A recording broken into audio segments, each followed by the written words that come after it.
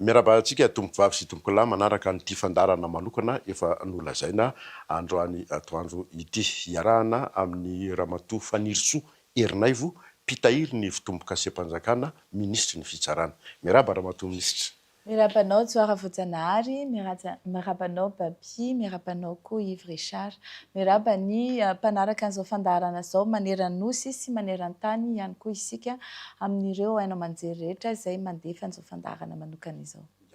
Izay telo mirahalahy moa zany no mpanao gazety iara-idinidinika amin'ny Ramatoa Ministra eto ato Baby Stéphane avy amin'ny télévision malagasy, Yves Richard avy amin'ny Cool TV ary ny tenako ao amin'ny page vaovao 24/7. Ramatoa Ministra Fanirisoa Erinaivo dia olona tsy zoviana intsony amin'ny malagasy. Fa maninona moa no lazaiko hoe tsy zoviana satria nisehatra aman-taonany maro teo amin'ny resaka politika. Fa talohany nanaovany politika dia mpitsara izy ary zay ny tena fotoatinasany efa nitarika ny syndicat ny mpitsara eto Madagasikara SMM izy vao niditra tamin'ny sehatra politika tsarotsika nirotsaka hovidiana filohan'ny Republika izy tamin'ny 2024 taorian'izay dia nanao sesitany tany ivelany izy satria tsy nankatoa na konga hoe voentsiky ny fitondrana tamin'izany fotoana zany dia lasa nipetraka tany ivelany tany. Ankehitriny izy dia tafaverina soamatsara eto Madagasikara ary dia nahazo an'ity andraikitra goavana ity dia ny ministeran'ny fitsarana. Fa tao anatin'ny fotoana nanoerany fitondrana teo aloha dia tsy nitsahatra Ramatoa Fanirisoa Erinaivo nandray andro aza angamba tsy nanakina tsy niteny ny mahakasika ny zavamisy. Marina ve zany Ramatoa Ministra? Marina mihitsy zany Tsoara Vojanahary, ny taona angarangidina ny elako teto Madagasikara tsy nisy andro iray ngamba tsy nanankianako ny fitondrana satria be loatra ny zavatra nitranga ary hitako hoe nalaina keriny ny firenentsika nandritran'izay 9 taona izay. Tany anaty tambazotra tserasera ianao no tena miady mafy zany avy any ivelany ihany nandefa ny hevitro rehetrarehetra taty Madagasikara. Ankehitriny ianao Ministra, misy toe-tsaina miova ve aminao hoe tamin'ny ianao nanohitra sy zao mitondra firenena zao? Ny tambazotra serasera mihitsy no nampiasaina satria izahay tany ivelany tsy manana radio, tsy manana télé ary tsy manana ataoko hoe ny haino aman-jery izay misy aty Madagasikara dia iny zany no hita fa fitaovana nandaitra sady mahatakatra ny malagasy rehetra taty atoerana dia iny nampiasaina ary nahomby le izy satria ohatran'ny tonga saina ihany ny gasy rehefa ela. Sika foana ianao na sika foana mbola masika ve ary betsaka tompoko ny olona no voatendry ministra ianao dia hoe raha ty fa le olona tena masika be ny lasa ministry ny fitsarana amalifato ny Ramatoa io asa io ianao anahazava. Araka ny teneniko dia maro ny zavatra tsy nety nataon'ny fitondrana teo aloha fa ny ataoko hoe ny fananarana ny olona manao ny tsy mety ve valifaty. Zany valifaty zany manko dia hoe misy zavatra atao dia izay olona rehetra nanao ny zavatra iny tamiko dia ho valiko faty. Zany hoe ho ataoko ohatry ny nanaovany ahy koa. Tsy izay nefa le zavatra misy fa ny firenentsika mihitsy no notatanina amin'ny fomba mamoetra atao hoe mauvaise gouvernance, dilapidation des ressources, détournement sy ataoko hoe association de malfaiteurs eo amin'ny fitondrana dia izay no nikianina. Ka raha tonga ny fotoana hoe ialan'ireo mpitondra ireo andraisana fepetra amin'izy ireo tsy valifaty zany amiko fa zany atao hoe lutte contre l'impunité. Miaraba ny Zoary aloha dia miaraba ny Baby Stéphane ihany koa miarabanao Ramatoa Ministra. Ianao isan'ny resaka teo hoe isan'ny nanohatra tsy haikato an'iny fitondrana Rajoelina fa zahay teo anivon'ny Cool TV ihany koa fantatrao fa isan'ny nanohatra ary natongavana tamin'izao fitondrana izao. Ary eto aty ampahafantatra anao fa mbola mipetraka izay ary mbola eo zahay ao anatin'izay hoe fiarovana ny resaka tantandalana eto amin'ny firenena izay. Miresaka motsika zao anatin'ny resaka hoe fanavaozana eto amin'ny firenena amin'izao fotoana izao. Ianao aty miresaka hoe silence la refondation en marche mangina. Tsy mifanipaka amin'ilay identité. Nafantarana ny Fanirisoa Erinaivo ve zay? anoizako an'le fantaniny joara voajanahary teo a ny valin'izay fantaninao zay hoe niova ve za tsy za le mpanohitra teo amin'ny réseaux sociaux ve le za zao mazava ho azy a misy postura miova taloha ianao manakihana sy miteny zavatra tsy mety ary mitaky ny anaovana an'izany zavatra tsy mety zany a ho mety ankehitriny ianao a ao anatin'le olona afaka manatanteraka le zavatra nokianinao iny a mba ho mety tsy maintsy miova zany le positionnao eto amin'le hoe mpanatanteraka amin'izay ianao za zany tsy hoe andeha hanakihana eto fa andeha hiasa anao amin'izay hoe inona le tokony atao de rehefa miasa ianao dia tsy eno ianao hoe miteny manakihana ohatran'le taloha fa manao an'le asa ianao de miteny hoe inona daholo le asa ataoko ary ny zavatra nataonay nandritran'izay tapabolana 10 andro oui inona dika le hoe silence izy mibaiko anay vahoaka ve ianao hoe mangina nareo sa ianao no mangina antsy nareo vahoaka tsy mahazo mangina mihitsy nankely ary fa ny iza no mampanontany tena ny olona hoe aizy fanirisoa tsy eny fanirisoa tsy mipiblie tsony izy de za moa zany efa nanao fandaminana izay atao amin'ny ministera ny fitsarana hoe alaivo sary daholo ny zavatra ataontsika ny olona raisitsika sy ny fandrosony démarche zay ataontsika satria misy zavatra petrapetraka ny atao hoe prise en main misy hoe famahana zavatra de mandritra n'izay fotoana hiasako zay a iza no mangina tsy eno tsy de tena hoe miasa mangina fa mbola variana miasa angamba filaza anazy mbola variana miasa de tsy eno de nanapa-kevitra ihany koa izahay hoe sarotra ny tsy ho eno manjary raha vao tsy eno ianao a la nature a horreur du vide de eritreretiny olona hoe fa naninona ny nangina iza ny nanampim-bavy nefa tsy possible hoe iza ny nanampim-bavy any tsy possible zany fa nanapa-kevitra izahay hoe isaky ny fotoana périodika de anao émission ohatran'izao ataontsika izao hoe mba anasana ny ainao manjery miodina fa tsy voatery hoe nareo rery zany a fa misy olona hafa ndraiky koa eo ary alefa amin'ny ainao manjery rehetra hatrany a ampisehoana hoe hitanisana tsy hoe hitanisana zava-bita fa mba ampisehoana vahoaka hoe reto a le zavatra ahitsy tamin'le zavatra nokianina taloha reto zany ny fanitsiana zay nentinay a de io ny asa nataonay fa mandritra le fotoana miasa tsy afaka manao an'le compte rendu zany a amin'ny vahoaka en temps réel ohatra ny fataoko taloha hoe makany Londres de vomivoaka ny tribunal de manao live fa zao a tena hoe miasa manomboka amin'ny 7 maraina ka hatramin'ny 12 alina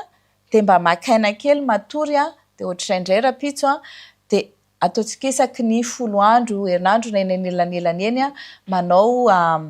valandresaka amin'ny mpanao gazety fa ny tiako zany hoe tsy averimberina le zavatra tenena de aleo tonga de asaina ny mpanao gazety a de miteny hoe zao raha ohatra misy zavatra maika de miteny amin'ny mpanao gazety any a satria araky ny teneniko tam'izay mbola mpanohitra tsy nanana ny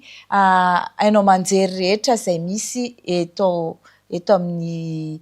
eto Madagasikara fa réseaux sociaux fotsiny nanananay de ankehitriny a manana accès amin'izay ataontsika ainao manjery mpanjakana sy ainao manjery izay misy eto toerana zay a de ampiasaina zany ny ainao manjery dia zay ny fomba fiasa vaovao fa ny ataoko hoe ligne de conduite tsy miova za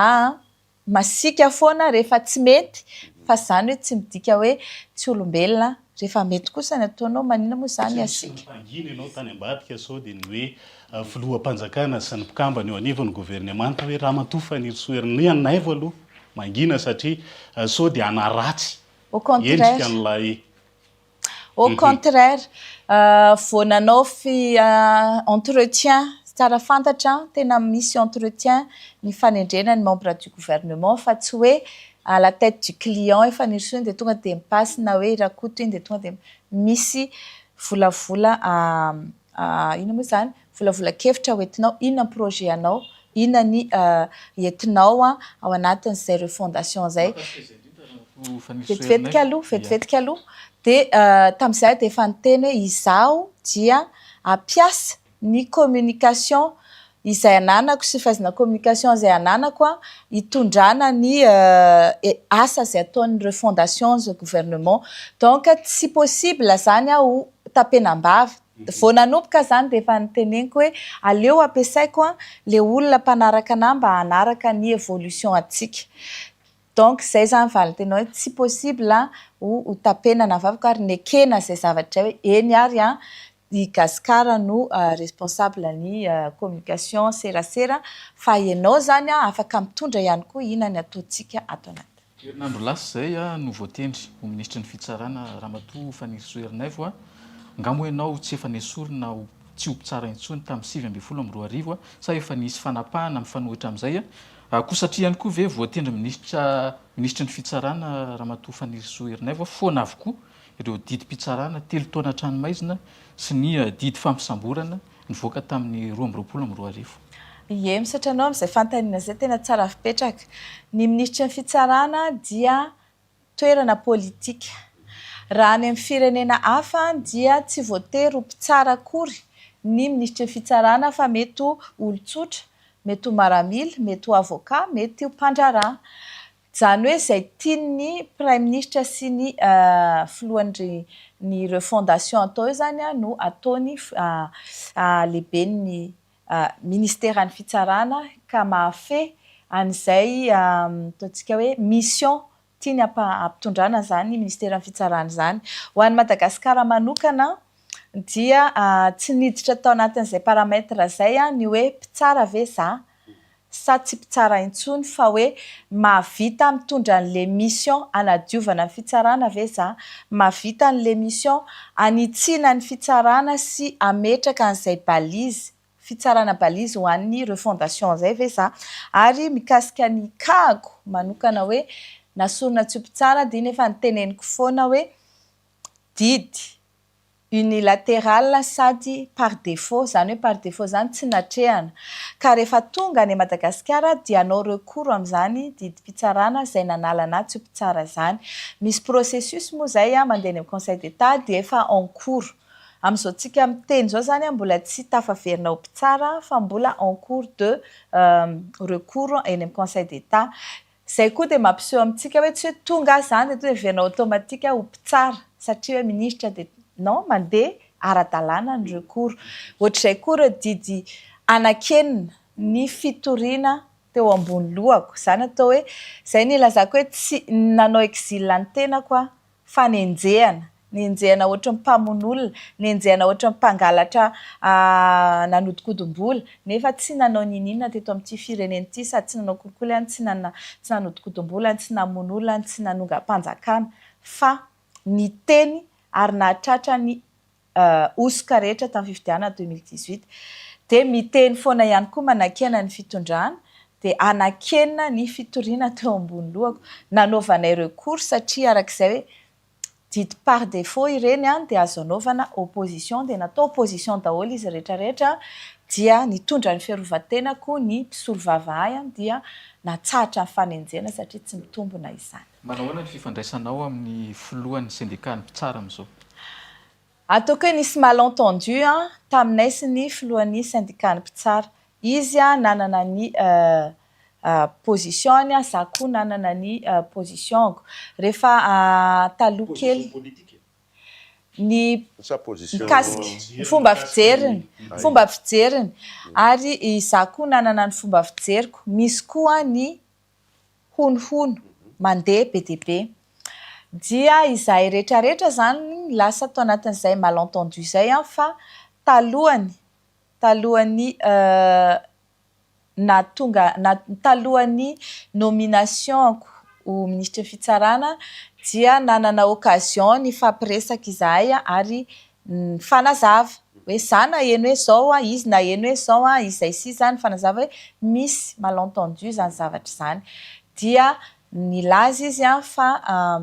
izany no niforme anazy tao anatin'ny syndicat ny mpitsara eritrereto no mentor syndicalany ka tsy izy mihitsy no andeha isakana ny fanovana izay tiako hoentina ao anatin'ny fitsarana satria izy koa dia vonona amin'izany fanovana zany ka na misy nina azony atao ao anatin'ny fitarihan'ny syndicat dia hiara-isalahy izy. amiko zany tsisy olana intsony tokony hipetraka rehefa vonona ny syndicat ny fitsarana sy ny ministèren'ny fitsarana iara-iasa dia malentendu le izy. Iverina resaka politika kely Ramatoa Minisitra. Talohan'ny nanendrenanao ho ministra dia voatendry ny Premier Ministre. Dia ianao anisan'ny teny hoe olona vatomanga io Hery-Tsalama Rajaonarivelo io. Mbola olona vatomanga ve io Premier Ministre io sa tsy? Misy zavatra zany mitranga dia ohatr'izao ao anatin'le tamin'iny nomination iny dia isika rehetrarehetra mijery ny profilan'le olona izay possible ho voatendry sy voatendry. Ny zavatra hita voalohany indrindra vao nivoaka hoe Hery-Tsalama no Premier Ministre voatendry dia nivoaka daholo ny appartenance-ny amin'ny société izay nigérena ma conseil d'administration anazy rehetrarehetra. Dia isika moa zany tsy malala hoe maninona izy ny lasa membre ny CNBNI na CN Madarel na akaiky anireo mpitondra teo aloha fa ny zavatra hitantsika izay le atao hoe a priori no tonga dia hoe a priori olona akaiky ny fitondrana teo aloha ty dia normal tsika raha tonga dia manao ahoana moa filazako izany tonga dia manao jugement a priori hoe io ve zany tsy olon-dra vatomanga. Avy eo moa izy nampiseho tamintsika hoe za tsy olon-dra vatomanga fa na nidirako tao amin'ny CNBNI représentant de l'État fa tsy représentant any Maravatomanga, tsy représentant ny Asinène ary azo verifiena zany zavatra zany. Hitako hoe na izy tao Madarel misy olona be dia be membre an'io CN Madarel io fa tsy actionnaire izy. Fahatelo nisy sary izay hita hoe niaraka naka sary zareo nazavainy zany fa tsy izay rehetrarehetra izay akory no ilazako hoe analana le a priori fa iza zany dia miteny isika malagasy tsara ny zava-bita zavatra atao fa tsy mitsara ny olona. Tsy afaka hitsarana amin'ny a priori koa zany nivoaka malagasy hoe io ange ohatra ny Ramatoa cruel zay fa ny zavatra ataoko no hitsarana anahy tena cruel ve za, tena masika ve za, tena olon-doza ve za na hoe izy kosa rehefa tokony ho mety dia tsotra izy rehefa tsy tokony enjana dia mienjana izy. Ary ohatran'izay koa ngamba no tokony andraisantsika ny Premier Ministre matoa ny filohan'ny fanovana nametraka azy teo dia manana ny fahitany azy izy nisy ny fanadihadiana izay nataony ary misy ny mission izay napetrany ka isika zany hitsara anazy amin'izay mission napetraka izay hoe vitany sa tsy vitany, mifahira amin'le mission ve izy sa navita. Ka raha navita izy tsika malagasy rehetra ao anatin'ny fihavanana sy ny ataontsika hoe miara-misalama zany fanorenana izany dia manaiky ny tsirairay fa kosa tsy manaiky ny impunité. Raha nanao tsy mety izy dia tsy maintsy ho tenenina na izy ihany na nizaniza manao tsy mety dia tsy maintsy mandoa onitra amin'ny firenena malagasy. Mirosy le fanavozana eto amin'ny firenena, eto amin'ny ministera amin'izao fotoana izao Ramatoa Minisitra, inona marina zany lay ataontsika hoe laharam-pamena ho anao hitondrana an'izay fanavozana eto anivon'ny ministera zay? Ny fanavozana eto amin'ny ministera zany dia fantatritsika rehetra fa tsy nipetraka amin'ny mahafitsarana azy intsony. Ny fitsarana teto Madagasikara nandritry ny fotoana ataoko hoe 2019 makaty. Talohan'izay izy tamin'ny 2009 hatramin'ny 2018 niezaka ihany isika mba hiady mba hametraka ny famerenan'ny fitokisana voaka amin'ny fitsarana dia nefa nisy ezaka kely ihany izay fa nanomboka 2019 no makaty rehefa miverina teo fitondrana Andry Rajoelina sy Ravatomanga ao amboniny ao an-damosiny na teo anoloany dia tratry ny emprise ny fitsarana. Le emprise lazaiko zany raha zavaiko amin'ny teny gasy dia ohatrany hoe natao ohatr'izao nampitahorina voageja, fitsarana voageja, tsy vitany hoe dépendant fa tena hoe voageja, tsy misy miaro, tsy misy itodiana, tsy misy repère intsony hoe raha izaho ty moa zany a manao manda tsy hanao an'ity zavatra na même tsy manda akory fa raha ataoko ty zavatra ty de mety ho faty a, zay mihitsy ny atahoran'le mpitsara ho maty eto. Tena misy ve zany ianao zao minisitra mantsiny a hitanao ny tahotra ao anatiny tsy ny fitsara rery nanana an'izany emprise zany a fa ny vahoaka malagasy rehetra misy natao ny mpitsara matahotra ho faty a, ny vahoaka malagasy natahotra gagazo, zany hoe ny vahoaka malagasy tsy sahy akory na de hoe hitory any Mamoravatomanga raha misy zavatra ataony na hitory ny olona teo amin'ny fitondrana. Raha hitory anazy eo ve de tsy ny tena indray no tory satria hitantsika tsara reny eo vao nanomboka ry zareo a dia zay olona miteny rehetra manohitra na manakia anazy de tonga de tany amponja daholo. Eo amin'ny mpanao politika zay hoe fitsarana vetivety aloha azafady. De avy eo a ny fitsarana ihany koa dia mitovy amin'ireo olon-tsotra izy hoe raha tsika koa moa zany manao hoe ohatra hoe misy olona hitory an'ireo mpitondra teo aloha tamin'izy mbola eo amin'ny fitondrana na le mpitsara raha tsy masamandray akory satria matahotra hoe izy mety tsy gadra fa sao de ho faty sao de misy mamono, zay ny tena natahoram-pitsara. Misy ny hoe fitsarana voageja fa misy koa ny hoe fitsarana mpanao kolikoly. Ny fitondram-panjakana ny fandimby teo dia nilokaloka ny hoe anafoanany zany kolikoly eo anivon'ny fitsarana zany a, ataoko hoe tsisy navitan'izany 100 isan-jato ngambany a, ianao zao ny eo amin'ny toerana amin'ny maha-ministra ny fitsarana sa ilokaloka ve ianao fa hanenjika ny mpanao kolikoly ao amin'ny fitsarana hanadio ny fitsarana.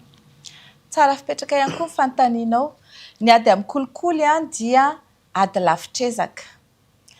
ary efa nanomboka izany a ataoko hoe tamin'ny tany hoany amin'ny 2001-2002 tany no nanomboka. Tapaka kely zany a 2009 ary 2009 ka hatramin'ny 2016 nanjaka tanteraka ny kolikoly zany nandritry ny 9 taona. Izahay a raha tonga eto nandritry ny 10 andro zay dia nampatsiahan'ny vahoaka hoe na tonga antsika tratran'izao ataontsika hoe zao situation izay iainantsika normal zao a dia vokatry ny kolikoly ka andeha isika hiaraka daholo hiady amin'ny kolikoly. Dikan'izay zany ao anatin'le hoe resy lahatra le vahoaka fa mila miala amin'ny kolikoly, resy lahatra koa ny fitsarana fa hiala amin'ny kolikoly. Ary misy zavatra izay ho teneniko anareo hoe za de miteny amin'ireo fandraisam-pitenenana rehetra nataoko teto amin'ny fitsarana, misy anankitelo izay a, de niteny aho hoe zao a hiady amin'ny kolikoly isika. Ary fantatra hoe tsy afaka hiady amin'ny kolikoly ianao a raha tsy matanjaka, raha tsy misy miaro satria na hiady amin'ny kolikoly ianao ny olona manao an'le kolikoly avo lenta fa tsy le ina moa le fangalana 5 000 10 000 ariary ery amin'ny 6-12 ery fa tena le hoe avo lenta midina manao pression anao raha tsy manaraka ianao de mety na ianao miala very asa na ianao higadra na ianao misy zavatra mahazo anao de tsy maintsy zany misy ny fiarovana, misy ny support moral, psychologique, matériel, professionnel. Dia izaza manokana de miteny hoe efa apetraka omena anareo zay ataontsika hoe garantie ahafahanareo miady amin'ny kolikoly zay, ezahana zany ny hiady ametraka an'izay, ny angatahana aminareo kosa dia izay mbola tratra manao kolikoly eo dia andraisana fepetra. Ary ireo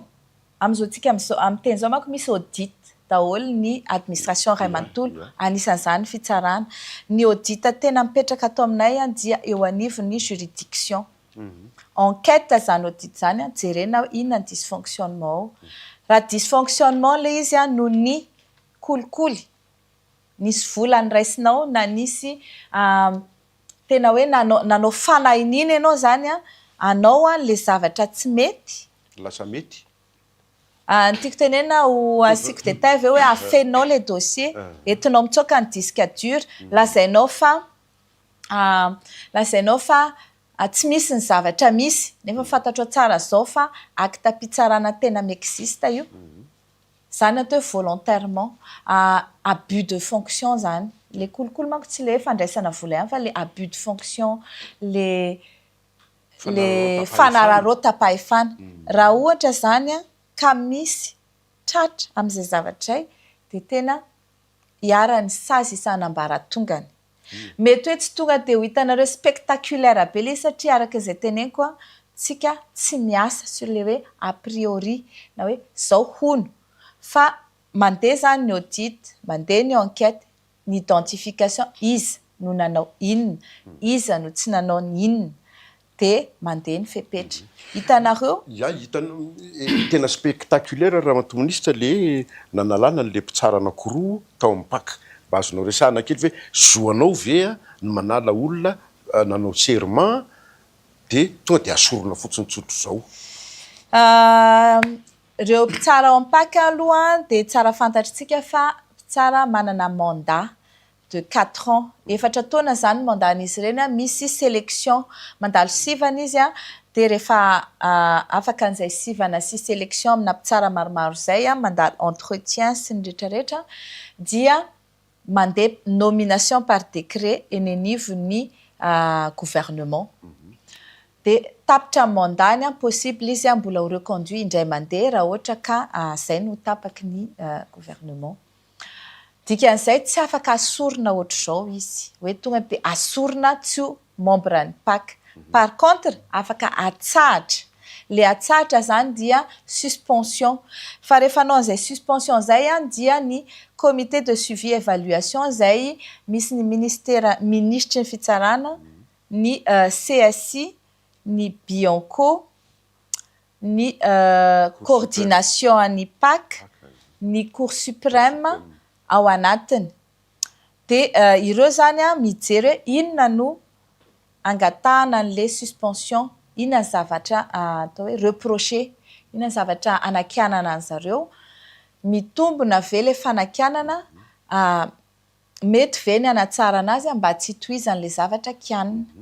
de itsika moa zany niarana hita hoe nisy fitoriana napetraka teo anivon'ny PAC maromaro tamina nandritrindreny fotoana entre an'le crise nandalo kely teto reny de nisy mpitsara tsy mety mandray dossier nefa ny asany zany misy dossier efa en cours tokony anaovana investigation misy manjavona le piècen'le dossier disque dur zay tokony ho ampiasaina misy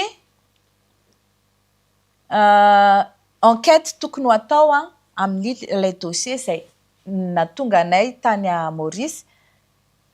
tsy hita le mpitsara lasa izy mandeha midy ny birao rehetrarehetra nefa ny izy tokony anao an'izay diligence zay ary farany hitantsika nisy mpitsara izay mahafantatra nandray anjara ary teo manatrika ny fanaovana an'le acte de procédure rehetrarehetra nanaovana mandat d'arrêt ary teny anivon'ny PAC ary nanaovana mandat d'arrêt international eny anivon'ny ministère ny fitsarana alefa any amin'ny Interpol de nefa masamy teny hoe tsy misy mandat d'arrêt faux io mandat d'arrêt io tsy misy an'izany teto ary tsy misy fitoriana mihitsy na fanenjena mihitsy ao amin'ny fitsarana mikasika ny olona io ka ao anatin'izay indrindra raha matoministra hoe ho an'ilay mpitsara mahafantatra an'ilay fisian'le dossier le procédure momba le mandat international mantsy ho resahanao io mijanona fotsiny amin'ny ataontsika hoe fampitsarana amin'ny asa sa mety hoe mbola azo heverina koa ny isina karazana poursuite ao anatiny zay le lazaiko hoe misy ny fepetra isanambaratongany sanction suspension de mandeha ny audit sy ny inspection enquête de mandeha ny mesure ataontsika hoe traduction disciplinaire sy mety ho traduction pénale isanambaratongany izay ary mefara amin'ny sanction raha ohatra ka tsy mitombona ny fiarovan-tenany fa ny zavatra hitapoko hitam-pirenena aloha zao dia misy ataontsika urgence tsy ananan'ireo olon'ireo accès amin'ny locaux ny efitranony paka intsony de niara-nahita an'izany izahay tao amin'io comité de suivi évaluation na CSE io hoe aleo aloha zany zareo atsaritra amin'ny asany ary atao faranzaingana ny fanadiadiana lalina faranzaingana idéterminena iza nanao inona ahoana naovany azy ary aiza atraiza ny vetivetiky aloha tsara marina fa vao nahita zany ny mpitsara anankiray ny procureur any paka hoe tratra le zavatra nataony de tonga izy de nametra-pialana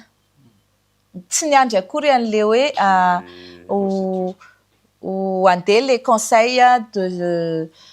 de suivi évaluation fa na tsy nametra-pialana ary izy de fa sura fa ato amin'ny asany fa izy moa zany teny hoe noho ny antony ara-pahasalamana de aleo za metra-pialana de tonga izy de niala fa zany tsy mahasakana ny fanoizana ny enquête sy ny possibilité de sanction isan'ny ambaratongany raha ilaina izany raha ilaina raha vao mitombona ny valindreo ataontsika hoe audit sy inspection reo resaka ianao hoe natao zay tsy nananandry zareo an'ilay aksia an'ireo karazana dossier teo anivo mipaka zany hoe mitombona ve zany lay resaka nandeha momba na fisina fikasana andoro any tendrim-pitsarana misahana ny ady amin'ny kolokolo mbola tsy haiko indray zay mbola tsy haiko zay tsy afaka teny resaka momba an'izay hoe nisy saky andoro ve ny paky fa ny zava-misy tsara fantatrareo fa nivaoaka malagasy rehetra nanantena hoe foanana amin'ny paky na za koa raha ny certain moment teny an'izany hoe tokony ho foanana amin'ny paky rehefa tsy hanao ny asany rehefa ny tena tato anatin'ny fitsarana de nampanatsoana daholo ny atao hoe système anticorruption nafantarana izy daholo mpikambanao ary hitanareo tamin'ireny sary izay nataonay reny hoe za tato zany tsy mandray olon-tsotra tsy mandray doléance fa mandray an'ireo structure rehetrarehetra eto anivon'ny fitsarana sy miara-miasa amin'ny fitsarana mba ahitana hoe ahoana ny fomba anaovana le fanavozana ny fitsarana teo zany nahita hoe telopolo eo amin'ny trentaine eo ny mpitsara sy ny mpandrarao anatin'ny pak eo zany tsika mijery olona roa nanao ny ataony zany andeha anafoana nyty système zay napetraka iady amin'ny kolokolo tiako zany azava ny sain'ny vaoaka malagasy hoe tsy ny paka ny ratsy fa misy olona tafiditra ao anatiny manao asanjo iray loasa tsy loazan'izay mamarara fa eto kosa de miteny amin'ireo ambiny ao amin'ny paka rehefa vita io audit sy enquête io dia hipotra ny responsabilité any tsirairay ka izao zany de efa miteny hoe ny elokibabona mody rariny ary ny fihetsika izay natao tany aloha talohan'izao fahatongavanay teo amin'ny fitondrana sy fijerevanay an'izao fanavozana zao atsaharo fa raha ohatra ka hoe ino mbola toizana dia mety mbola mafimafy kokoa no nahazo an'ireto mpitsara roa reto na satria amin'izao zany efa hoe ajanony amin'izay le mauvaise pratique manimba ny paky satria araka izany teneniko izany hoe olona telopolo no very asa ao anatin'le izy sy le système zay niarahana nametraka mpamatsy vola mba hiadivana amin'ny kolokolo lasa inefficace noho ny olona anankiroa dikan'izay zay maillon faible mbola andeha anao ny tsy mety anararoatra ny fahefana kely izay ananana ao anatin'ny paka no animba le système le olona miala fa tsy mipaka no fonana ministre mivoatra isan'andro ny toedrarà ao Maurice makasika ity raharaha hifitoriana ny Andriamatoa Ravatomanga ity raha iverenako kely ny atombohany ny ala teto Madagasikara ny fiaramanidina manokana ny aliny 12 oktobra izay raha tsy diso ny gado natao Maurice tamin'ny fomba tsara-dalàna nanomboka teo ny fanadiadiana an'Andriamatoa Mamy Ravatomanga niainga tamin'iny zany ny fanadiadiana ny 15 oktobra nefa nahazo mandat tamin'ny filan-kevitra ambony ho an'ny fanavozana ny Repoblika Madagasikara Ramatoa Fanirisoa Erinaivo ny anaraka akaiky ny raharaha zany tany Maurice ny fanontaniana eto de hoe toy ny ahoana loatra ny fifandraisana ara diplomatika ara-pitsarana eo Madagasikara sy Maurice no nisy ohatrany hoe karazana tsindry ve sa ataoko hoe fifanarahana ara-pitsarana miafina eo Madagasikara sy Maorisy na tonga ny fipoahana zao toetra raha ohatran'izao. Fahitako azy dia zao tamin'ny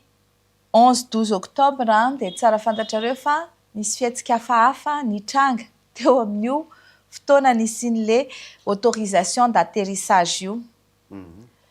Rehefa nahita fihetsika hafahafa tamin'ireo olona mivoaka tao amin'ny roplanina zany ny Mauritiana dia nandray ny fepetra, iza ny tompony avion, iza ny pilote. Dia ireo zany no notazominy zareo. Ny ambony nataony surveillance ary nahazo alalana satria tsika moa zany malagasy dia rehefa tonga eo amin'ny territoire mauricien na amin'ny fomba ahoana na tongavantsika eo dia mahazo droit de séjour tapabolana raha mana résidence sy subsistance hébergement. Afaka nanamarina an'izay zany ireo mpikambana ireo ataontsika hoe olona 4 ambony tao anatin'le avion izay fianakaviana Mamy Ravatomanga sy ny Premier ministre teo aloha Christian Ntsay, saingy tsy mahazo mihetsika teo amin'ny hôtel izay tendreny ho nanaovany réservation fa sous surveillance. Dia ny anankitelo ny pilote sy Mamy Ravatomanga no nanaovana fanadihadiana. Dia izahay avy hatrany nametraka plainte avy aty Madagasikara avy any Maurice plutôt. Za zany avy any an-dafy naniraka olona mipetraka ao Maurice ametraka plainte tao Maurice mba ho fiarovana ny mety ho antson'izay azo an'izany olo zany dia tsy afaka olazaiko aminareo mihitsy hoe iza le olona. Izay plainte tsika izay no nafahany Madagasikara niditra tao amin'le histoire. Rehefa nisy zavatra nampiaya Maurice le fihetsika teo tsika koa nametraka plainte dia mila olona izy hisolo tena ilaza zany efa inona zany no antony torianareo dia nilaza izay io olona io dia aiahina ho nanodikodim-bola tany Madagasikara ary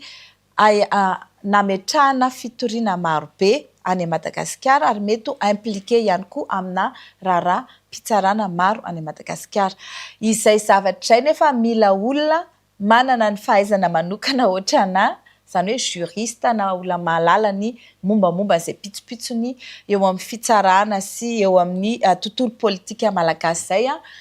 anazava an'izay eo anivon'ny FCC. Izay na tonga ny safidy ny filohan'ny fanavaozana andefa teny toerana hoe andanaingana ianao makany manazava hoe inona no antony fitoriana. Dia za zany nanao an'le relais miaraka amin'ny avocat izay nalaina teny toerana. Dia nandritry ny fotoana lavalava izay satria le zavatra tokana amin'ny Mauriciana dia le vol aloha, le vol non autorisé ny ala avy any Madagasikara sy le zavatra nampiayay an'zareo teo. Tsy afaka raha izay koa inona le zavatra nampiayay satria mbola en cours d'instruction io dossier io fa nanokafany zareo fanadihadiana koa izany izay. Dia avy amin'izay zany isika malagasy tonga nilaza hoe misy zavatra ahina be dia be dia mitendry ireo Mauriciana ho eto aty aminay ary zany zavatra ahina any aminareo zany hijerenay raha mitombona aty aminay. Nanomboka teo amin'izay zany hitan'ny zareo hoe satria izay ny teny hoe misy raha PNF anenjana ny oranga io. Contacteny Mauriciana ny PNF ary contactenay koa ny PNF marina ve zany eny ozy izy ny PNF. Tena misy dossier io anankiroa. Ray Shell groupement des exportateurs de litchi, ny anankiray le resaka le Valois-Perret. Nanazava ny mpiaro an'ny Ravatomanga hoe efa classé sans suite le Valois-Perret fa le anankiray mbola tsy classé sans suite fa en cours. Tombona zany filazana hoe mbola misy fitoriana en cours io olona io ka raha nitsoaka ohatran'ireny sans autorisation tany Madagasikara izy dia mety possible koa izy hitsoaka sans autorisation ao Maurice. Ka izay no nahatonga anay nangataka amin'izay le mandat d'arrêt taty Madagasikara hoe mba ahafahana manadihady anazy amin'ireo affaire mpitsarana maromaro aty Madagasikara, Shell, Letchi, PNF zay ino moa ty any a Frantsa sy aty à Madagasikara sy ny affaire Boeing sy affaire hafa ihany koa marobe zay napetraka tao amin'ny pôle anti-corruption sy tany Bianco dia nangataka izahay mba ho afaka andefa fangatana fanadihadiana aminy ny fitsarana malagasy ary angataka ihany koa ny tsy fahafahany mivoaka ny Maurice ny fisamborana azy raha mivoaka ny Maurice ary famerenana azy etỳ Madagasikara rehefa vita ny fitoam-pitsarana. Le extradition zany na aty Madagasikara na ny Maurice dia tsy maintsy rehefa vita condamné le olona, rehefa vita ny fitsarana. Mandra-pahatonga an'izay extradition na hoe condamné zay izy vao mahazo mangataka extradition anao dia mangataka izay mba ho afaka iseho fitsarana izy ho anaovana fanadihadiana. Ka raha ohatra ka tsy afaka alefan'ny Maurice aty izy iseho fitsarana atao fanadihadiana eny amin'ny doyen des juges dia isika no mangataka afaka anao an'izay fanadihadiana zay miaraka amin'ny mpitsara mauriciana sy ny autorité mauriciana. Zay zany le procédure. Zay le procédure amin'ny ankapobeny vetivety Zoary miresaka an'izay tsika. Maro le procédure lalovana sy ny maro hafa fa ny andrasan'ny maro amin'izao fotoana izao dia hoe manahoana ny chance ivoahany mamyravatomanga madiodio ao anatin'io raharaha io. Raha ohatra ka tena mahay zany ny avokany dia mety hoe manana 1 pour 1 million de chance ho tafavoaka amin'io raharaha io izy. Raha tena mahay. Hoe tsy manana mihitsy zany. Zany hoe tsy manana izy. Ie. Raha ohatra vetivetika i Madagasikara sy Maurice tsy manana convention bilatérale afahana manao entraide judiciaire. Par contre membre ao anatin'ny convention internationale mikasika ny lutte contre le blanchiment d'argent daholo na Madagasikara na Maurice, lutte contre les fraudes sy ny crimes internationaux ao ONUDC, membre amin'ny atao hoe groupement misy ny FCC Bianco ary ny Samifina sy ny FUI Madagasikara sy Maurice. Noho izay antony rehetrarehetra izay dia afaka manao fifampirarana ara-pitsarana zany Maurice Madagasikara mba ahafana miara-miasa manao entraide judiciaire eo amin'ireo firenena roa tota. Nisy vaovao navoaka ny RFI tamin'ny 17 Oktobra izay nanombatombanà ilay totalin'ny vola izay nogiazan'ny fanjakana mauriciana izay eo 50 tapitrisa dolara eo. Raha toa ve meloka ny voapanga ahoana ny fomba hamerenana ny fitondram-panjakana malagasy io vola io eto Madagasikara?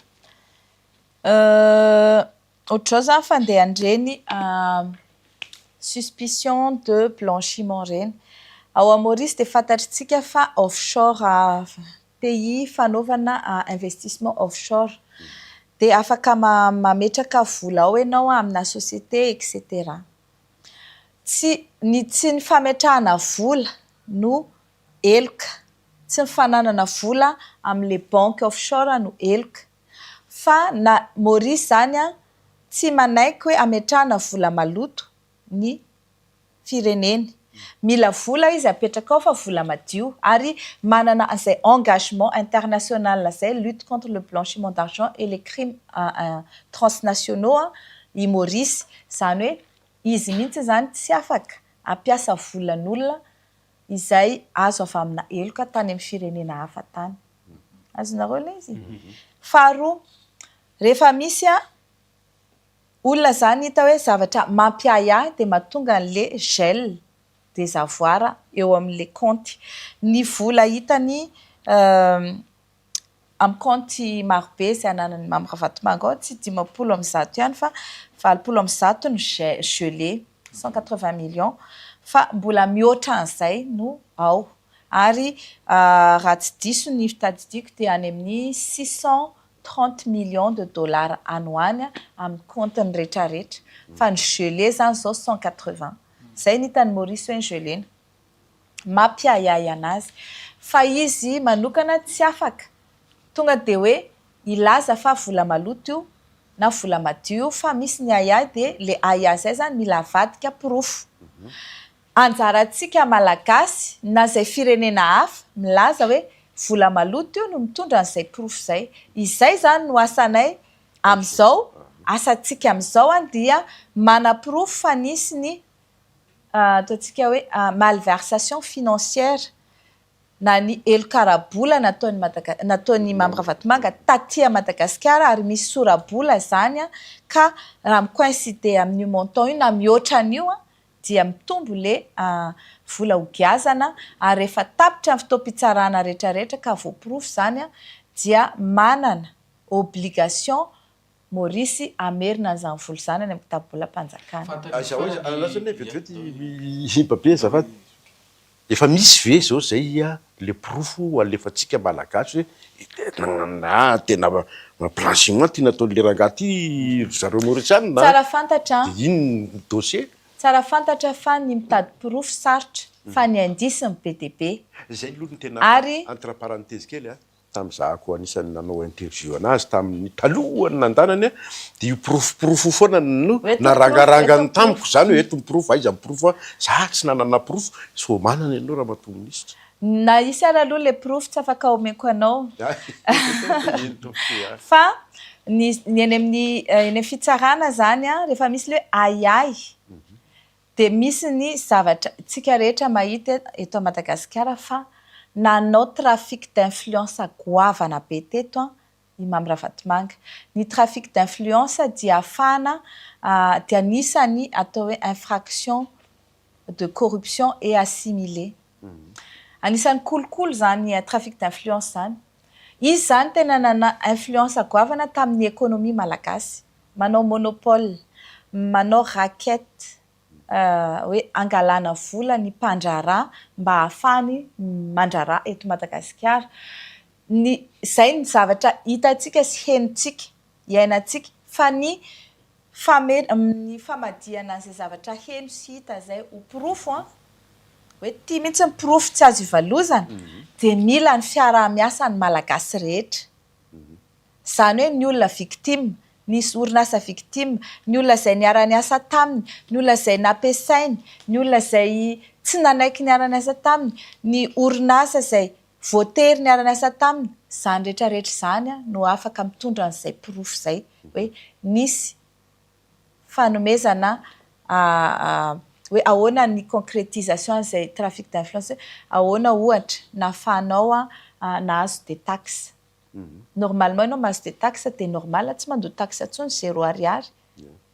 Dia nefa ianao ohatra mpandoavina vola hafa indray ianao hoe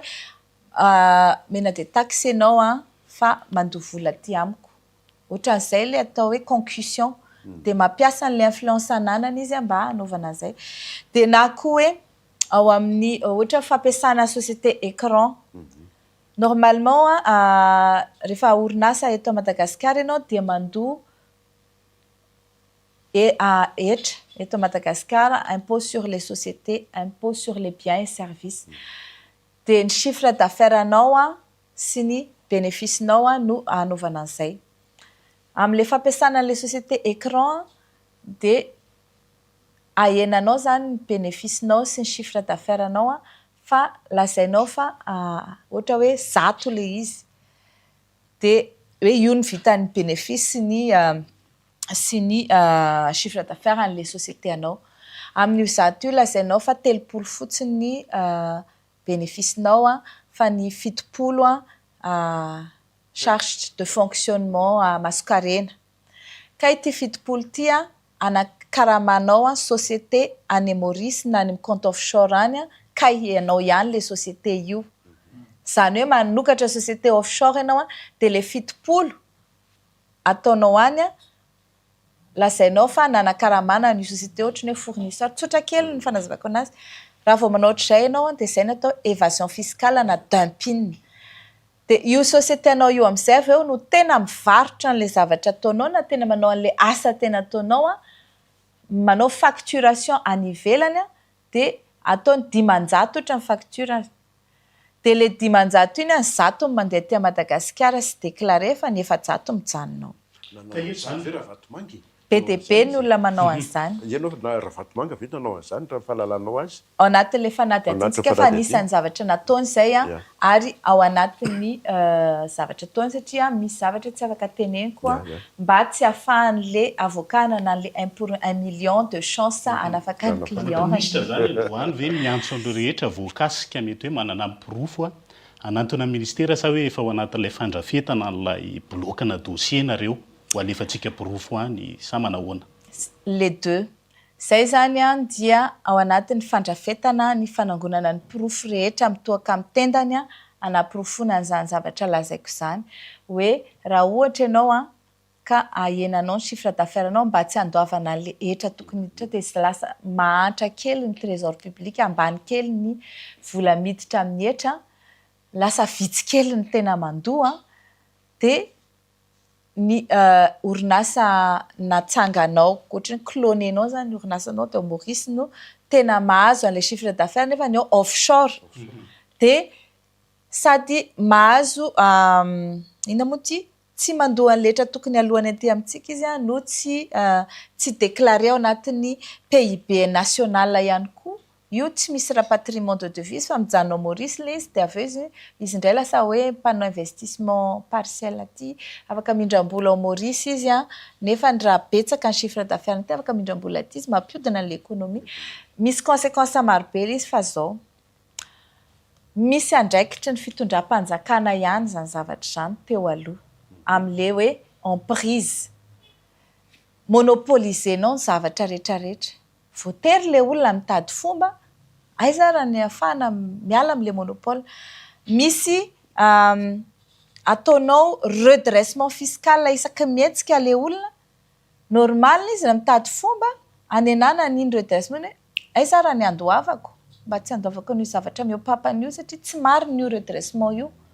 ary izay na tonga ny DGI non tsy DGI DGE directeur général des grandes entreprises nenjena teny amin'ny fitsarana teny amin'ny Bianco sy teny amin'ny PAC ho manao redressement fiscal abusif amina société marobe nisy ny dénoncé le izy a fa tsisy toy an'le raharaha nakaiza le raharaha amin'izao tsika amin'ny teny izao mbola hipotra io raharaha io a dia hiverina tsika resaka momba an'io fa ny tiako tenenina hoe ireny zany le fanerenan'le orinasa malagasy teto mba andovola amin'ny Ravatomanga dia izay no porofonay amin'ny fitsarana maorisiana nisy olona marobe no terena tao ando écolage mba afahany mivelona sy miasa eto ka olona marobe ireo mety amanaliny a fa ny angatanay zany a dia tenim-bola tenyzao zany a dia izay teteny amin'ireo orinasa izay concerné amin'izany satria marobe zareo a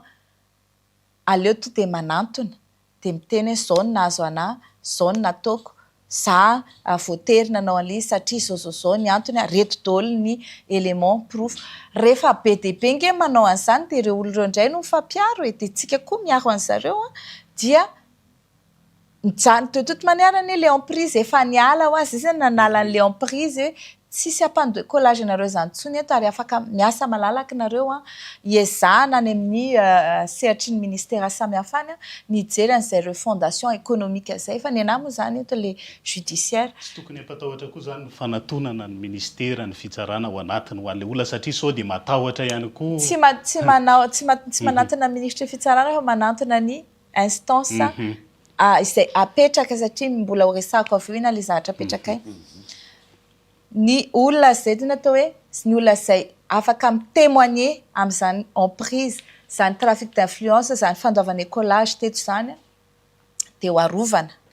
na olon-tsotra io na société ka mitondra ny pirofo rehetra ahafahana manajanona an'izany ary misengage tsy hanao an'izany intsony satria araka n'izay teneniko hoe manimba an'le économie malagasy izy miaina ny vola miditra eto amin'ny firenena ary tsy mampitombo an'le PIB atsika le izy fa ambany be dia eo tsika lasa hoe fadimy manitra indrindra nefa ny vola mihodina atao amintsika tena hoe fadimy manan-karena indrindra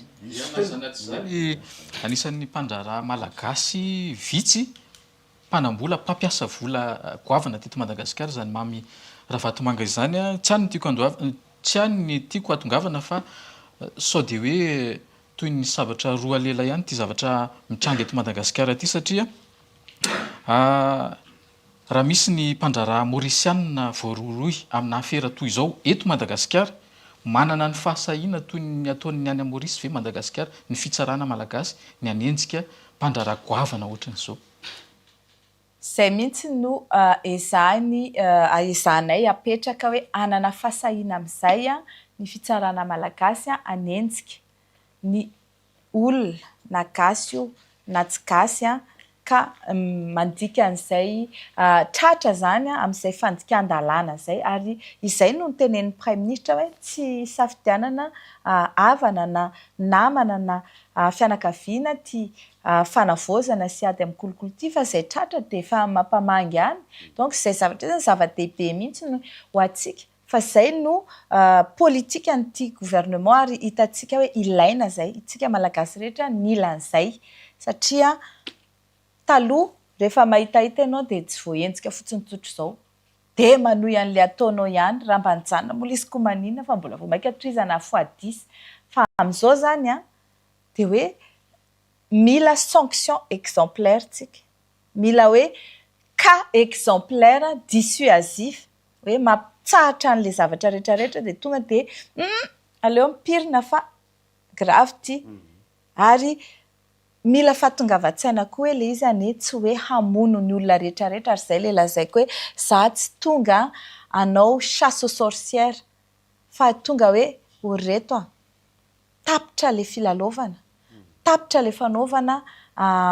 lalao maloto fa andao mba atao madio amin'izay le kianja andao atao madio amin'izay ny règle du jeu ary andao tsika anao lalao tsy misy triche satria imagine hoe manao baolina ianao de miangatra ny arbitre de mifamono ny mpilalao de mandika ny lalàna rehetrarehetra amin'ny baolina le rehetrarehetra de aveo tout ce qui compte de hoe ny résultat hoe 90-100 fa maninona raha atao madio izy ny arbitre tsy miangatra mpitondro io ny mpilalao samy mifanaja manao amin'ny lalaoany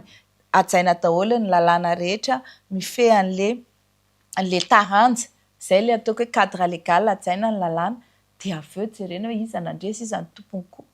Resaka baolina ianao tsy efa karazana disqualifié an'le adversaire matanjaka ve nareo amin'ity fanenjehana mpandraraha ty amin'ity IST marobe zay navoaka ny fanjakana amin'izao. Ny IST marobe navoaka dia tsy ho an'ny mpandraraha ihany fa indrindra ho an'ny mpiatsehatra teo amin'ny fitondrana teo aloha ahafahana manao audit zany hoe ny minisitra rehetra izay mety nanaovana an'le audit tsy izy rehetra fa satria misy tsy natao anatiny fa le ohatra hoe minisitry ny vola teo aloha ny misy secteur maromaro izay mila nanaovana audit ary mbola atao audit amin'izao misy direction générale maromaro na organisme rattaché anaovana an'izay audit sy inspection satria misy vola na détournement na abus natao tao ary misy olona izay voaroiroy amina dossier mpitsarana no nanaovana interdiction de sortie. Raha ohatra zao hoe ry Rinara Kotomanga sy ry misy olona maromaro izay tsy tadidiko eto ambava ny anarany tsy ministra Dinandremaolo dia anisan'ny mpitantana teo amin'ny fitondrana anisan'ny nanao trafic d'influence goavana be teto amin'ny firenena normal izy raha ohatra ka tratry ny IST mba ahafantarana ny taux de responsabilité any hoe grave sa tsy grave. Ny mpikambana amin'ny gouvernement mba ahafahana manao an'le fanadihadiana le IST ange tsy sanction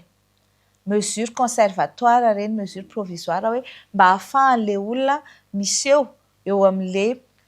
audit mba ahafahana hoe aiza daholo ke le zavatra ohatrao na fandehan'ity zay fa tsy tonga iny de sanction. Misy mihitsy raha ny teny hoe ampiroroanareo ny zareo teo aloha. Raha nampiororo zay tonga de efa nisy fisamborana be tena fao be ary nareo nga mba mahita tsara na de hoe reny tamin'ny investiturany PRRM reny tonga teo daholo ny olona rehetrarehetra raha ohatra zay ka mpiororo de to de nisamborona daholo izy rehetrarehetra de vita kabary saingy tsy natao zay satria ny PRRM de miezaka manao apaisement ferme mila apaisement fa mila mandray fepetra de ohatr'izay daholo ny atao koa ve zao raha mato minisitra hijerenana mombana resaka levée ana autorisation de poursuite sy ny immunité samihafa zay isan'ny manavesatra ihany koa fanenjehana zany zavatra zany matoa napetraka de hievitena abus amina olona izay manandrara ataontsika sensible fa tsy natao kosa ho anaovana abus inverse hoe hierovana amin'ny tsy mety ka izay indrindra ny mahatonga ny izany tsy hoe ohatran'le hoe pakafoanana ihany io tsy le autorisation de poursuite sy le immunité de juridiction ny olana fa le fampiasany fitsarana an'izay de zay mahatonga anay miasa mafy andro aman'alina manamboatra an'le fitsarana aloha hoe mipetraka amin'ny mahabalizy antsika sika reto daholo ny rafitra sy ny lalàna amin'ny fiaintsika reto no ampiasaintsika fitaovana ampiasaintsika anaovana an'izay ka ohatra hoe raha ohatra misy ministra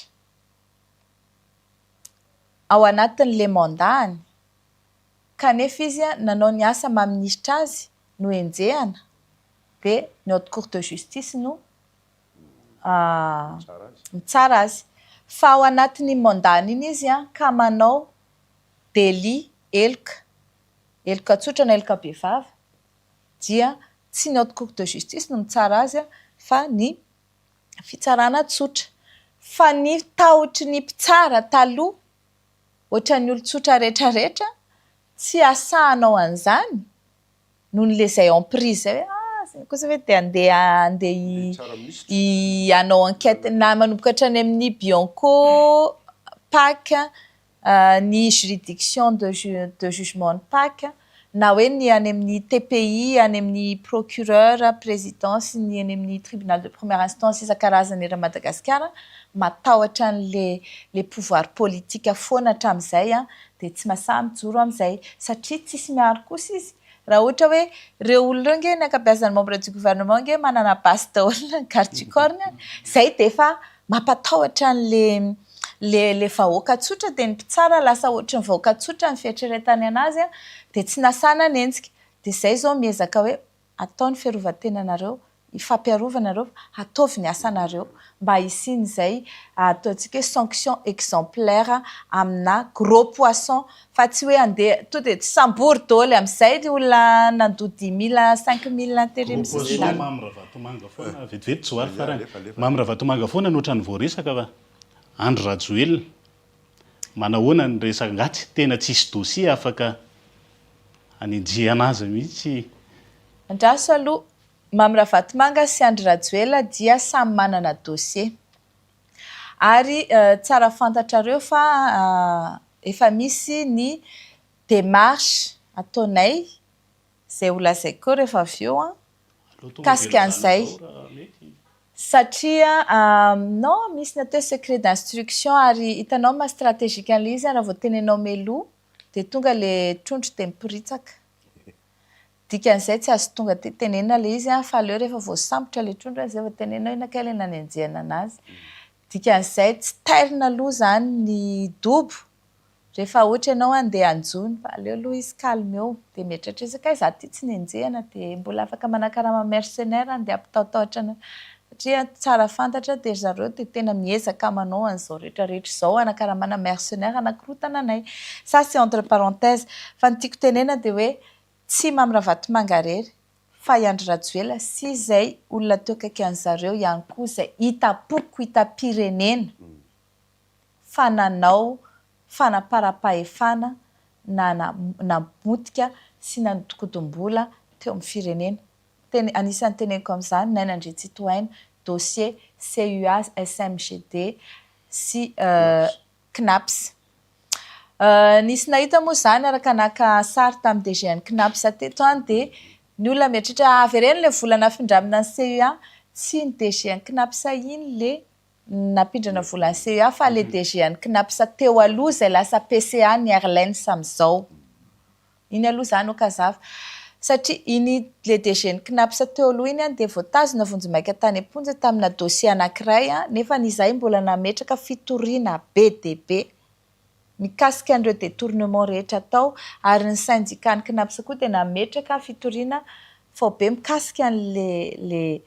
le dossier tao ary anisany tsy nisy suite zany raha zany na teny Bianco na teny Mpaka noho ny emprise zay le lazaiko hoe ny fatahorana noho ny geja ara-tsaina nahazo an'ireo ataontsika rafitra anankiroa zay tokony hanenjika ireo ankehitriny. Faly milaza aminareo fa manomboka ny enquête ny SMDG ho an'ny André Tsitohaina sy mety relation any amin'ny Mame Ravatomanga kasika an'io dossier SMGD sy CUA io ary izay ny mahatonga an'le hoe IST mba ahafahanao mitondra ny fiarovan-tenanao eo anatrehan'ny fitsarana. Ahafahana manadiady anao eo anivon'ny Bianco sy ny fitsarana fa tsy hoe vengeance politique. Ka le izy nge eny tozako ihany zay ngamba le momba ny hoe Ravatomanga ngamba ny any dia sy le hoe vengeance politique fa ty perquisition ty raha mato ministre manahirana tao ao tao anatin'ny andro vitsivitsy herinandro roa teo perquisition tsy perquisition aroa dia tena ohatran'ny ary izy ohatran'ny tsy ara-dalàna fijerin'ny olona azy satria olona manao kagolina tsy misy autorisation hoe asa ahoana fa andraso aloha mety misy honohono fa ny zavatra misy aloha dia ny perquisition dia tsy maintsy misy taratasy avy any amin'ny fitsarana ary élément mixte manao azy amin'izao tsika amin'ny teny zao zany hoe maramila gendarme ary police. Araky ny teneniko dia misy ny information zay azo hoe misy olona ary mizara vola ary izy nitazona vola na izy nitazona fitaovana amatsiana fanakorotanana eto amin'ny firenena. Dia mandra-pahatonga an'le information sy fahatongavan'le olona anao an'le opération any efa miova le zavatra dia ohatrany hoe tsisy résultat zany hoe misy fuite ny information na any amin'zareo na ny aty anatiny. Dia rehefa tsisy résultat na koa misy ny désinformation miteny izy atsy amin'ny anana nefa tsy hoe izy fa atsy. Donc tiako tenena reny zavatra reny tsy hoe ampitahorana na hoe natao sauvagement fa itsika niarana hita hoe nanomboka 15 septembre ka hatramin'ny 8 octobre dia ny mpanohitra nanao hetsika pasifika tsy mamaly mihitsy ny mpitandro filaminana izay nanao ina moa ty manao maintien de l'ordre. Dia rehefa tratrin'ny ina moa ty tratrin'ny couvre-feu ny olona dia mody daholo manomboka amin'ny 5:00 dia manomboka amin'izay ny pillage ataon'olo tsy fantatra amin'ny alina sy ny fandorana ka ny evitena n'ireny zavatra iny hoe zareo tamin'ireny au pouvoir dia zareo ihany manakarama ny olona sy jilamboty izay tenenitsika tamin'ireny fotoana ireny hoe TNH sy ny troupiny no manao an'izany dia hitantsika ireny hoe may daholo ny mpandraraha gasy vahiny olon-tsotra izay tsisy idirany amin'ny fanjakana ary neny zareo tsy voakitika satria terrorisena le vahoaka. Dia mba hialana amin'izay le hoe isy olona mbola ho karamaina indray anao terrorisme nefa zareo efa lasany amin'izay misy azy ihany dia mbola hanao an'izay dia tsy maintsy mandeha ny renseignement rehetrarehetra raisina fepetra hisavana le toerana izay voalaza nefa n'izay lazaiko izay indraindray diso le information indraindray marina indraindray misy dia izay mahatonga le perquisition be dia be. Misy vaovao mafana be any amin'ny CIS zany telo herinandro ny fitondram-panjakana amin'izao no mijoro efa misy sahady ny kasa hanozongozona au courant an'izay ve nareo ao amin'ny fitondram-panjakana au courant an'izay ny tenako fa tsy manana ny détail rehetrarehetra fa mbola eno ny fanazavan'ny DG ny CIS rehefa avy eo ahafantarako hoe inona marina ny vaovao mitranga satria tamin'ny fotoana nainoko an'ilay izy tamin'ny maraina tsy nanana tsy afaka niresaka taminy fa izy efa ao anaty interview dia tsy manana élément fa tena marina fa de maheno menasa isan'andro izahay hoe misy mitady anongana de tehiteny a zany a amin'ny voaka malagasy hoe misy normal ihany le izy hoe zareo tampoka teo de nasorona taminy fahefana ary ny vahoaka no nanalany zany fahefana zany teny am-pelantanany ny vahoaka tanapolo no vonoana no giazana no poretina no hitan'ny maramila hoe tsy mety kosa zao hoe tsy ekena ntsony zao zay zana-bahoaka tsy ekenay novana an'izao vahoaka ary isorana hatrany ny PRRM zay Mikael nandray an'izay sy ny kapisaty sy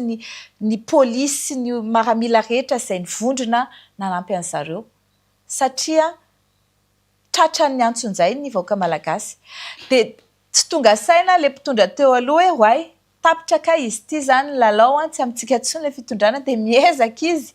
iveriny zay koa andeha hanohitra anareo zay koa hitantsika moa reny fa navelana lalaka teo amin'ny 13 mai zareo tsy nandefasana hémorragie na lacrymogène na tsy natao an'izany vetivety de izao izy zany hitany hoe tsy mandaitra le fitokonana eo amin'ny 13 mai fa tsy mahazo olona de nieritreritra indray zay hoe andaso andefasana mpamosavy indray tsy nandaitra koa le famosavina andrasindray andefasana tena hoe famonoan'olona mihitsy satria zay ny formation azonay hoe tonga de vonoy mihitsiny izy mianada izy teloda zay mitondra areo nareo londo ampisoronareo y compris ministre ny fitsarana de hozy izy tsika vahoaka malagasy hoe te anaiky an'izany hoe ho vonoina fotsiny ohatr'izao reo olona zay mba miezaka ametraka an'izany hoe famerenana ny asiny sy ny ataoko hoe famerenana milony ny firenena malagasy zany za sura fa tsy adala ny malagasy ka anaiky hoe karamaina ariaro na même vola be ka andeha hiditra amin'izany ona raha vato ministra mitesaka hoe le hoe fanagejana nahazo atsika malagasy zany nahazo ny malagasy tamin'ireny vanim-potoana ny hoe fitolomana ny fanovany reny misy kakay amin'ny gendarmerie ve nareo zao zay nanao tsinety gendarmerie mitovy amin'ny paka ihany structure misy ny gendarmerie zany dia ministère chargé de la gendarmerie ny gendarme dia olona recruté miasa ao ny lehibe any gendarme no misy manao foana ireo lehibe any gendarme reo no tompona andraikitra amin'ny zavatra nataony nisy gendarme mety hoe tsy lehibe izy fa kely nanaonao foana izy tenany tompona andraikitra amin'ny nataony fa tsy le corps de la gendarmerie no tokony ananana kakay fa iny gendarme rakoto rabe na iny lehibe any gendarme zay nanaonao foana na le gendarme nitifitra teo andrefana Ambojanahary ka nahafaty ny maramila ny kapisaty anankiray sy nahafaty an'le olon-tsotra teo totobatony teo Amboda ireny no tompona andraikitra ka tsy kakay le izy zany fananana kakay zany de hoe ananana lolo-po fa reny olo reny de tompona andraikitra tanteraka eo anatrehany lalàna amin'ny zavatra nataony ary amin'izao fotoana zao tsy haiko hoe aiza izy fa c'est sûr fa isy ny fepetra ho raisina kasikazy ratsitraka zokobe resaka séparation ana pouvoir amin'ny fahefana mpanatanteraka sy ny fahefam-pitsarana raha matoa ministra isan'ny voaresaka foana io inona ny garantie omenao androany fa ho voatandro ny mahakasika an'izay ny fisarany fahefam-pitsarana sy ny mpanatanteraka ny ministry ny fitsarana ma ministry fitsarana anazy zay de lehibe ny système ao anatin'ny fitsarana ny le lazaina fahefana mpanatanteraka de le gouvernement ray manontolo ny zavatra misy taloha dia hoe ampiasainy ny gouvernement ray manontolo ny ministry ny fitsarana sy ny fitsarana ao anatiny mba anaovana iarovana ny tsy mety ataony zareo ary tsy afaka miteny tsy afaka manohitra tsy afaka mifamandray n'izay baiko midina eo izay miaro an'zareo na mamela azy anao ny ataony na ihany koa le hoe mamela azy iaina ao anatin'ny impunité izay zavatra de volonté politique rehefa amin'ny fotoana zany ministera ny fitsarana sy ny mpitsara rehetra ao anaty fitsarana tsy manaiky atinao an'izay hoe izahay dia ho atao fitaovana iarovana ny impunité an'ireo mpitondra dia maleo tena fitsarana amin'ny fotoana manana ny fiarovana sy ny garantie rehetra ny mpitsara fa afaka hanatanteraka ny article 134 ny constitution ka hanenjika an'ireo olona izay eo amin'ny haute cour de justice kanefa nanao eloka tsotra na eloka bevavaka hoentiny eny anoloana fitsarana kanefa tsy misy antson'izay mahazo anazy dia misaraka ny fahefa-pitsarana sy ny fahefana mpanatanteraka ary izaho manokana dia manome tokony mpitsara rehetra amin'izay zavatra izay hoe afaka mahazo ny fiarovana ara-moraly sy ataontsika hoe matériel sy juridika professionnel amin'izay nareo fa ataovy ny asanareo. Fanontaniako farany Zokijoary. Ya, izay indrindrany. Nomena fe-potoana mazava nareo ao anatin'ny gouvernemanta 2 volana. Inona ny zavatra ho vitan'ny ministera ny fitsarana ao anaty 2 volana? Ny ho vita tsy fantatro fa ny efa vita tao anatin'ny 10 andro angamba ny fantatro. Anisan'izany araka ny teneniko rehefa mandray ministera voavoatra ianao dia misy ny atao hoe prise en main. Mijery ianao inona daholo ny zavatra misy inona daholo ny zavatra en cours inona ny tokony atao inona ny tokony ho apetraka ary iza daholo ny mpiara-miasa sy mpiara-manampoka rehetra. Izay aloha izany ny ataoko hoe en la forme ny au fond inona natao voalohany aloha izay namahy ny olona ny pénitencier izay tsy nety nandray voafonja intsony nandritry ny 2 volana angarangidina talohan'ny nazahoanay ny fitondrana.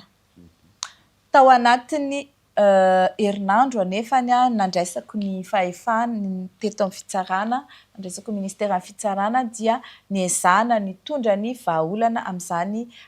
grève ny pénitencier izany ary dia niverina ny asa soamantsara ny pénitencier. Faharoa niezaka ihany koa izay nanao ny fandaminana miaraka amin'ny syndicat ny greffier izay manana fimemenomana mamparary anazy izay tsy voavahan'ny ministera teo aloha kanefa niezahana hitondrana vahaolana mba hisorohana ny grève satria tsika izao mila miasa sy ampiodina n'ity fitsarana ity ary ny mpirakitra raha dia tsy ampy be dia be nefa raha mbola hisy koa ny grève dia manjary mikatso ny asa-pitsarana. Dia etsy andaniny ny fandraisana fepetra amin'ny fanatanterana sy fanamora ary fafana manao an'izany audit izany dia ireo famoahana an'ireo commission d'audit marobe eraky ny ministera tsirairay avy. Misy fandraisana ministera fitsarana izay ary misy erana amin'ny inspection générale de l'État, misy erana ihany koa amin'ny pôle anticorruption, amin'ny bureau de coordination ny PAC ary misy koa ny coordination ny inspection générale ny inspection ny fitsarana, bureau de coordination ny fitsarana. Zay koa ny fahatelo nisy ny fanaovana fametrahana ny décret famolavolana ny décret ametrahana ny ataontsika hoe task force hiady amin'ny corruption sy ny recouvrement des ressources nationales malgaches izay noresahako hoe io no structure misy ny ataontsika hoe mpandraharaha amin'ny institution rehetra izay efa miexiste, tsy mpandraharaha moa izany mpiatsehatra amin'ny institution rehetra izay miexiste mba hiara isalahy ametraka n'izay ina moa izany fanenjehana fidentifiena ina daholo le volantsika sy le ressources atsika sy le ataontsika bien malaky rehetra nitsoaka nivoaka ny Madagasikara ka iza daholo no responsable ary ahoana fomba amerenana anazy iza ny vonona amerina avy hatrany tsy misy fanenjehana, iza no vonona amerina amin'ny ampany, iza no vonona i témoigner, iza no tsy vonona mihitsiny anao an'izay famerenana zay dia isan'ambaratonga ny fepetra zay ho raisiny tsy mbola afaka manome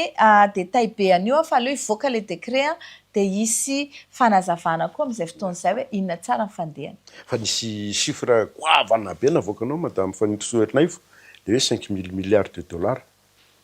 da vaiza nahitanao an'izany chiffre zany ny chiffre zay nivoaka dia tamin'ny statistique international tamin'ny haino aman-jery sy ny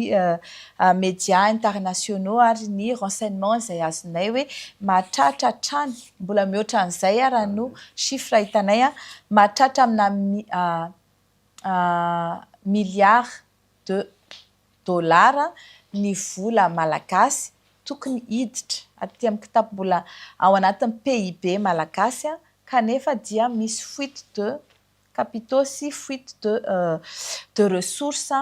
eraky izao tontolo izao tsy ao Maurice ihany io fa eraky izao tontolo izao ary matetika dia amina compte offshore izay zany no ilazana izay tsika zany efa zatra hoe miaina amin'le petit kely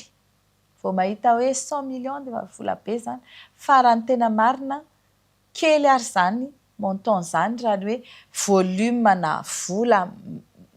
transaction mihodina eto Madagasikara farak'izay teneniko izay hoe ny volume de transaction mihodina eto Madagasikara de ngeda be fa misy fuite le izy de tsy déclaré eto fa déclaré any amina pays rehetra isan-karazany de ny anajanona an'izay hémorragie zay ny atao de ho averina na ferana amin'izay le izy tsy tafavoaka tsony ao amin'ny Madagasikara fa verina ato dikan'izay raha azavaiko ohatr'izay le izy de hitanareo ihany hoe mety sarotra fa mila volonté mety tanana zatra mitsotra ny sasany fa mety ho tonga saina ihany izy hoe tsy aleo ve mba halalao madio amin'izay ny atao raha mbola te andrara eto Madagasikara raha tsy hany de lobbying ngeza be international zany hoe amerina zany efa misy anisan'ny vitanay tao anatin'ny 10 andro izay lobbying international zay ka anaovanay ny ataontsika protocole préalable na MOU amina firenena vitsivitsy izay mbola tsy mitonona anarana amintsika amin'ny teny zao mba apa-efficace kokoa an'le partenariat dia mbola tsy teneninay izy zao fa tao anatin'izay 10 andro zay zany no nafahanay manao any démarche sahady iarana miasa amin'ireo firenena maromaro izay amerina ny vola malagasy aty alefa de farana de systématique raha mato ministre mampitaraina olona maro inona ny paikady indray zany de tena hoe tsy ho an'ny ataontsika hoe le gros poisson fa ho an'ny olona rehetra zay voaroroy eny fitsarana de atreto zany eto Madagasikara de tsy misy sazy hafa mahazo ny olona zay nandika lalàna ankoatran'ny figadrana misy ihany ny sazy arakonitra misy ihany contrôle judiciaire misy ihany ny sazy fa tsy hainy miain'le olona le izy satria na ny onitra raha tsy takiana tsy voataky tsisy fomba fitakiana azy de ny lasa ohatrany hoe le figadrana no atao tefanjera zany amin'ny olona zay mandika lalàna zay koa anisany anatin'ny programme zay nentinay ny hoe ametraka ny liberté sous caution rehefa voaroroy le olona vonona ny andovola foana ny olona de taloha izy hoe aiza ny andoavana vola iza no anaovana kolikoly mba tsy hidiranao mifonja fa za tsy nanao an'io zavatra io nefa ny eto mbola tsy afaka milaza hoe za tsy nanao fa de hoe hoiditra ponja ka aleo ando caution aloha de hitondra ny fiarovatenako na le zavatra tsy de tena hoe grave be ka tokony hoe hiditra ao ponja mihitsy le olona mando caution izy de nameloka ary izy caution mijanona izy mandony onitra ihany koa ohatrany any an-dafy reny ary efa eo andala mpanaovana an'izay taloha tongavako ara de efa nisy ny volavolan-dalàna zay eritreretina amin'izany fa anisany tena lahara-pahamehana zay ho apetrakay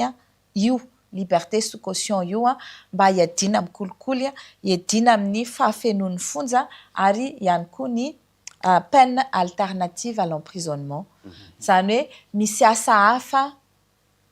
atao ampanaovina an'le olona izay tokony sazy tokony voatazona ny amponja mba hampisy an'izay le sentiment de racheté le hoe mba ohatrany hoe manonitra ny eloka vitany fahadisoana vitany teo amin'ny fiarahamonina izy de matsapa ny rehetrarehetra nampitorina hoe voaonitra le zavatra ary farany de ny recouvrement des amendes ny onitra rehetra izay navoaka ny fitsarana nandritry ny taona maromaro izay dia tsy misy notakiana tsy voataky satria tsy mipetraka tsara ny fomba hitakiana zany sy hoe makaiza izy mitaky makaiza de ahoana fa amin'izao zany dia efa natao tao anatiny izay 10 andro izay ataovy ny lista ohatrinona ny onitra izay navoaka ny juridiction spéciale Pacas Bois de Rose zay ngeda be ohatrinona ny onitra izay navoaka ny tribunaux de première instance sy cour d'appel manerana ny faritany enina sy ny 48 juridiction eraky Madagasikara rehefa hita ireo montant reo dia nanome à peu près eto à Madagasikara zany à peu près ny onitra zay navoaka ny PAC de mahatratra hatrany amin'ny 1220 milliards d'ariary. 1220 milliards d'ariary tamin'ny 2024 zay chiffre zay dikan'izay amin'izao 2025 zao efa tapitra mety mbola hitombo zay mbola mijery zany zay ny fomba mise en œuvre na ny fomba hanaovana ny fitakianan'izay sy ny hoe ahoana ny ampatonga le olona azoto andohan'le onitra mialoha fa tsy miandry épuisé daholo ny voie de recours de izay zavatra izay manome sentiment an'le olona hoe rehefa alohako kosa ny onitra dia afaka mampiseho izy fa racheté voaonitra le eloka nataony de izay ny anisany hiady amin'ny famonjana zay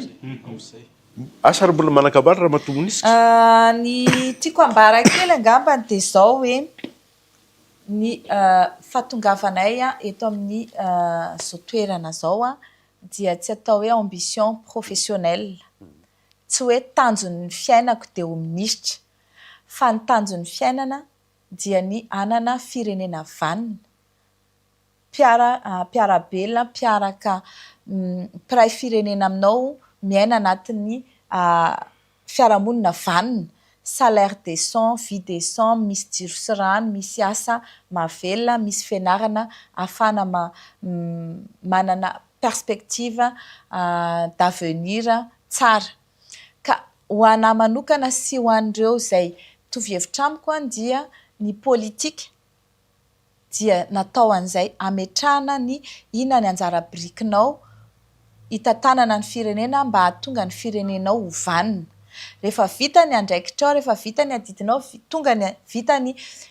anjara birikinao de afaka miova zavatra hafa indray ianao de ny anahy zany izay ny ataoko eto tsy tia ny tanjon'ny fiainako fa ity aloha zany mission mpiainako amin'izao de ataoko izay vitako rehetrarehetra de rehefa mahavita zavatra ary sura fa havita zavatra de mety hoe tsy hanao politika intsony angamba fa hanao zavatra hafa indray rehefa milamindamina Madagasikara na mbola hanohy miaraka amin'izay ekipa miaraka eo ndao indray ataontsika miakatrakatra ambonimbony kokoa ny tahan'ny toe-karena malagasy satria izay tahan'ny toe-karena malagasy izay moa no mampiakatra ny niveau de vie any malagasy rehetra ka tonga antsika hanana firenena vanina sy tsy miaina ao anatin'ny insécurité économique, insécurité, misy mamaky, misy mamono, misy mangalatra sy ny insécurité